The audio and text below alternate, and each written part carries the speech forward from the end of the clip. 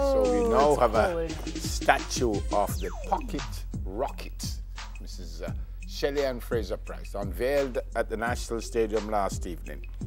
She certainly deserves it. And I love the way they got the pose spot on. Yep. The Minister of Sports said she played a significant role in ensuring brand Jamaica shines brightly for the world.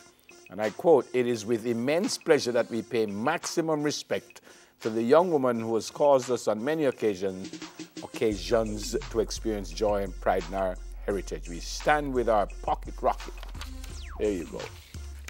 Do you remember that when she did do so very well on her first time at the National Senior Championship, she was told that she shouldn't go because she's not going to manage it. So put the VCB there. Yep. It was for the Beijing Olympic team in 2008. And what happened there? Well, she just got to Beijing and she done it properly. Done it. That's why you just, you gotta not listen to the naysayers and just keep going. She's done it properly. Outstanding athlete. Congrats, Mrs. Fraser Price. You certainly deserve it. And for some reason, I don't feel she finished with the world yet. I think she has more gold medals to win for Jamaica. I'm certain she does. That's a part of who she is just as a person. She's so driven. Yep. She's not a settler. I don't get the feeling she's going to throw in the towel before she feels it's time. It's a part of who she is, like her values just going to keep spurring her to go on and on and on and achieve more until she just can't do it anymore. Yeah, and it's a great story, Yeah. I mean, she's not the only one who would have come from humble beginnings, but it's a great story.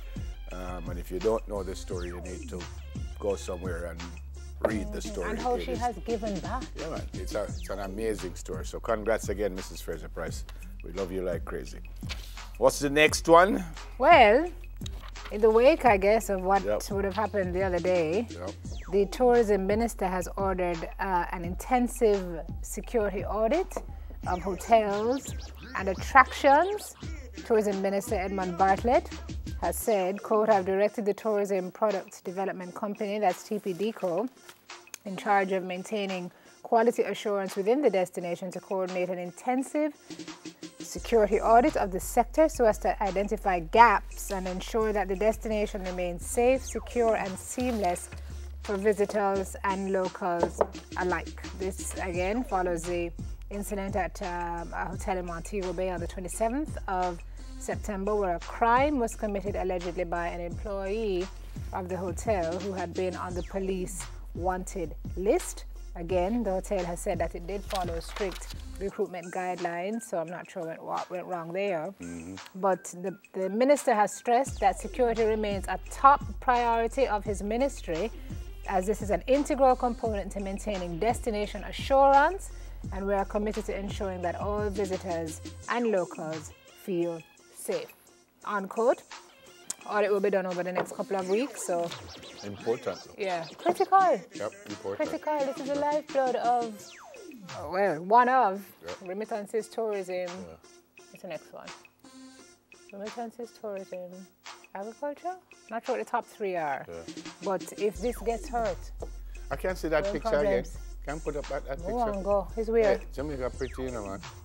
That beach picture, man. Let me just go on that. Yeah, no, that wasn't the one, but that pretty too, but it was the last one you had. But that one pretty. Close your eyes and let's just pretend like that me I say. we transported. No, man. Close your eyes and you feel like you're on the beach. Yeah, there's something I want, you know.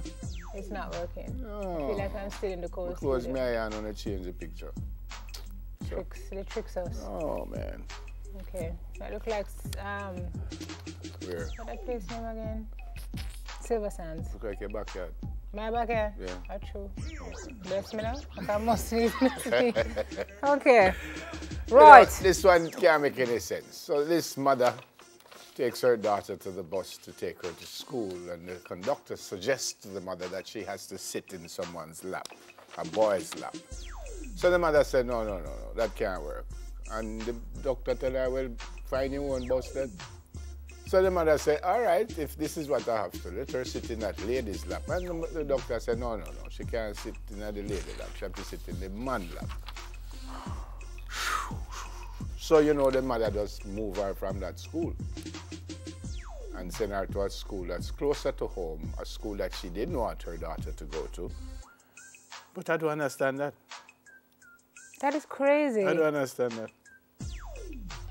The conductor of one of the buses available to take her child on the 40-minute long journey from Port Antonio to school insisted that she should sit in the lap of a male or get off. So, Doctor powerfully? Yeah, the doctor told me that if she didn't sit in her lap, she can't go to school. I said to one of them one morning, I don't want her to sit in any lap. And him said, all me do is buy my own vehicle. She really wanted to go to that school. So I said, okay, then let her sit in a girl's lap. But him said, it cannot work like that. She have to sit in a boy lap because boy can't sit in boy lap. Well, you tell me. Sounds like a smart conductor, eh? Yeah, the mom says I bought 5 uniforms for her at $2,005 for one. I pay $7,000 at the school to buy things like jersey, tie.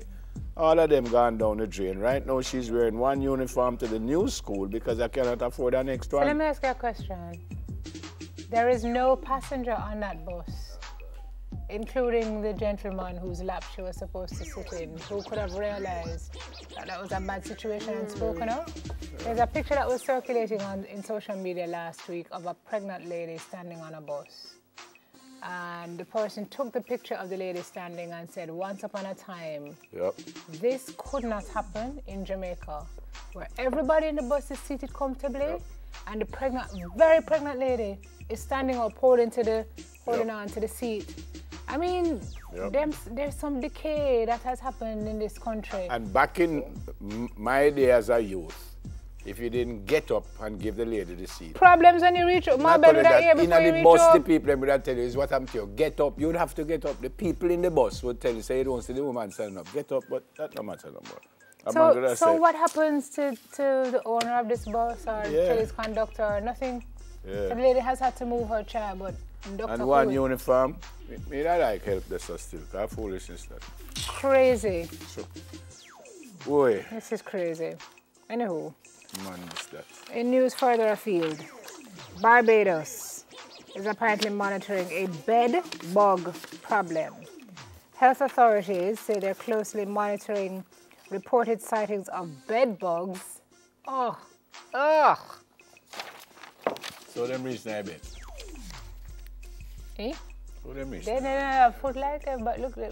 You know, see they what going? One institution was closed because of a sighting.